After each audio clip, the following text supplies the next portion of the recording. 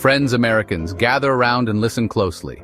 Countrymen, lend me your ears. Today we're diving headfirst into the thrilling world of, wait for it, financial ratios. Now I know what you're thinking. Financial ratios? Thrilling? But trust me, by the end of this, you'll see why these numbers are more exciting than you might think. Don't worry, I promise to make this as painless as a tax audit. Well, maybe even less painful than that. We're talking about the equity ratio. This is a crucial metric in the financial world. This little number tells you how much of a company's assets are actually owned by the company rather than borrowed from someone else.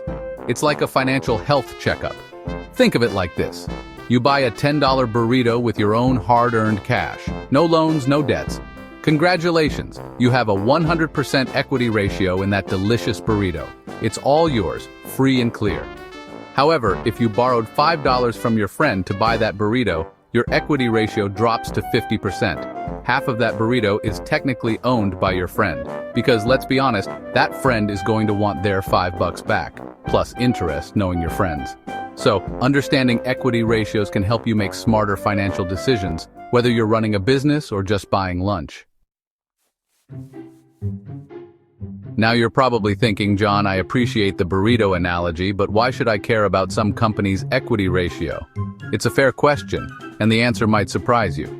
Understanding a company's equity ratio can actually have a significant impact on your financial decisions and overall financial health. Well, my financially curious friend, this ratio is like a company's credit score.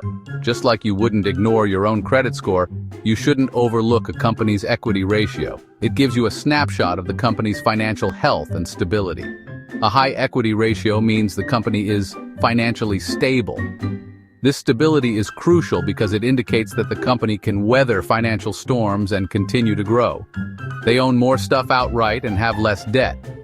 This means they have more control over their assets and are less vulnerable to creditors. Investors love this. It's like finding out your date is not only charming but also financially responsible. A company with a high equity ratio is seen as a safer investment, which can lead to higher stock prices and better returns. On the other hand, a low equity ratio is like a flashing red light. It signals potential trouble ahead and can be a major red flag for investors. It means the company is heavily reliant on debt, which can be risky business. High debt levels can lead to financial instability and even bankruptcy if not managed properly. It's like dating someone who uses their credit card to buy groceries and then cuts it up, claiming it was stolen. Red flags everywhere. So, understanding a company's equity ratio can help you make more informed investment decisions and avoid potential financial pitfalls. Let's take a look at TD Bank, shall we? In early 2024, they were practically swimming in a vault of a high equity ratio.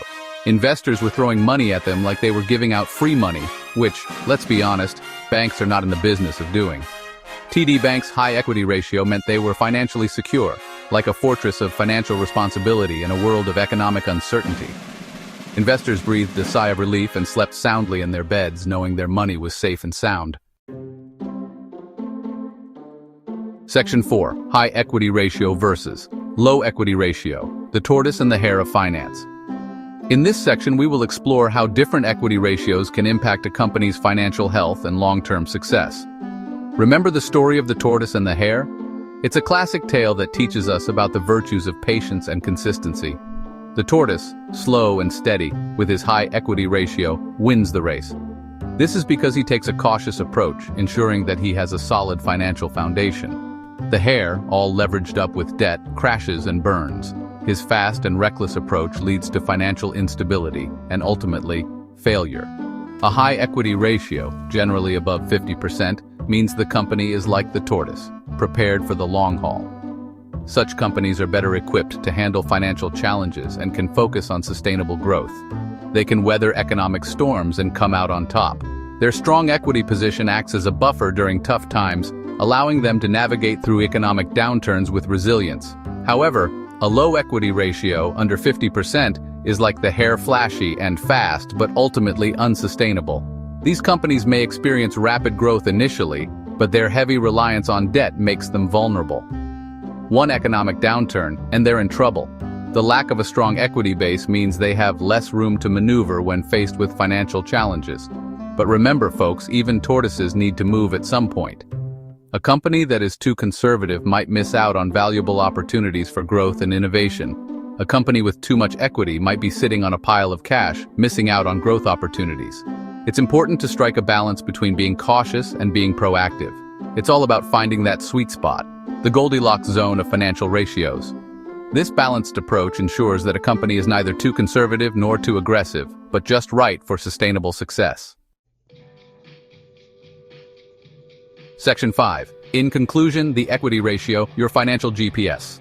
So there you have it, the equity ratio explained, with a side of humor and a dash of financial wisdom. It's a simple but powerful tool to assess a company's financial health. Think of it as your financial GPS, guiding you towards sound investment decisions. And remember, if a company's equity ratio is looking a little low, maybe it's time to swipe left and find a more financially responsible partner.